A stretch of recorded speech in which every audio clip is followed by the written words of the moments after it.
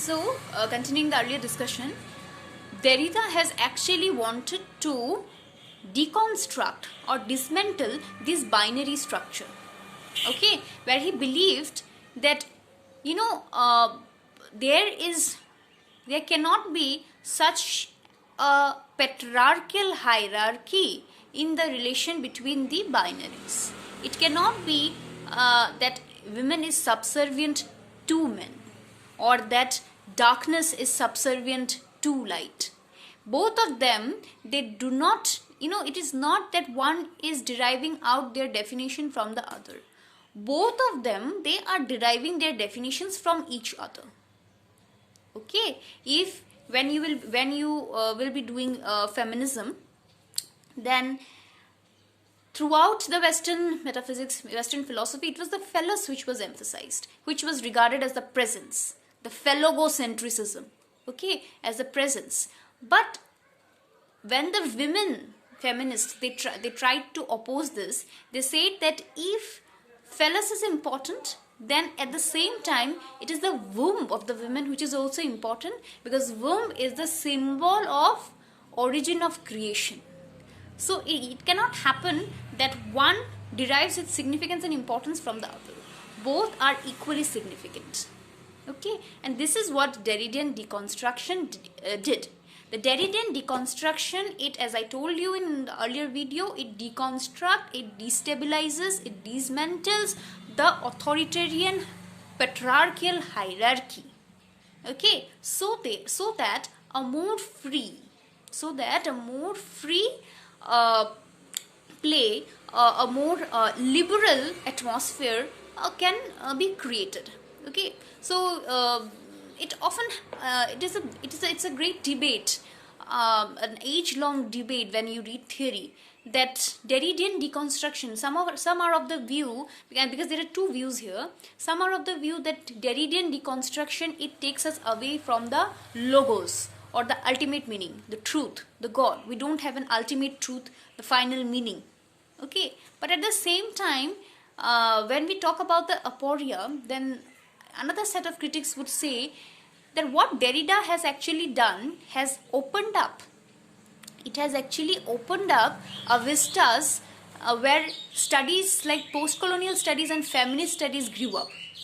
It created a platform where women can talk about their own equality. It created a platform where black people can call themselves equal to the white people. So how can we say that deconstruction or post modernism is an entirely an entirely decadent movement? So this is a major questions, and the critics, they were all divided upon this issue, that on one hand what we have lost because of this deconstructive method is the loss of the final meaning, the ultimate meaning, but on the other hand it also ensured us with more freedom and equality. So which one to choose? Okay, so this is deconstruction and post-structuralism. Another very important concept is hyperreality or simulation. Now this is, when you read postmodernism, you will see that there were a few important critics who wrote important books, like Lyotard has written the book The Postmodern Condition. Okay, you please note down the names of the book, because you will get them when you will be reading your literary theory books. So Lyotard has written The Postmodern Condition, and this particular concept, that is hyper simulation, comes from the critic called Jean Baudrillard. Write on the spelling of the name, Jean Baudrillard. Jean, Jean. We call it Jean, okay, not Jean. It's Jean, Jean. And Baudrillard's spelling is Baudrillard.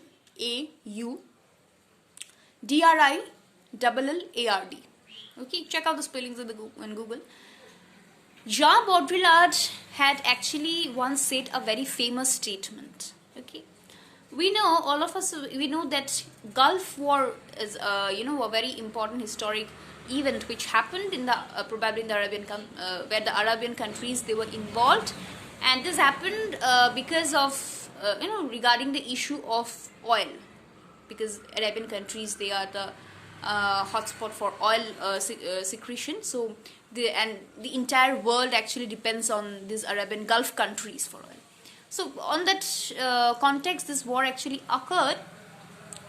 But Jean Baudrillard, and in that war many people also died. Now Jean Baudrillard made a statement that the Gulf War never happened. That is a big statement. And what does this mean? What are the implications of the statement? How can we connect this with hyper simulation? He is saying that we people living in India, we are sitting at our home in our sofa, and how it is that we are getting information about the wars which is happening in the border. Have we gone to the border to see what is happening? Who is killing whom? No. It is the media. It is the media which actually provides you the information with the help of the TV channels. Now, whatever videos or whatever they were actually showing us, what is the guarantee that they are real? Jean Baudrillard is saying that it may happen that instead of the actual scene, they are actually showing you a video from some other war scene, maybe the First World War scene. So what he is saying that in this postmodern, post-structuralist world, it is very, very difficult to know that what is the real logos. Okay, we are not able to understand. We are not sure that what is the reality. Everything which people claims they claim as reality, they can also have some tints of deceit in them. So this is called hyper simulation, or reality, where it becomes in today's world where of technology, it is so difficult to understand and to judge that what is real. And this is what Jean Baudrillard is talking about in his hyper simulation context. Okay, now this is the overall idea of structuralism and post-structuralism. It took me a lot of classes and effort to complete this, but still there may be a lot of problems because it's a very new concept to all of you. So if you have any problem, I have been saying that please call me and please clarify your problems. Don't keep your doubts in your mind, because otherwise you cannot write anything in your exams. Okay, and now I think it will be helpful for you. Please go through the literary books. If all of those who have Peter Very, go through them. But I would suggest you that please download this book of Pramod K. Nair, the literary theory book of Pramod K. Nair, because there the language is more easier and it is important for you to first understand the concepts.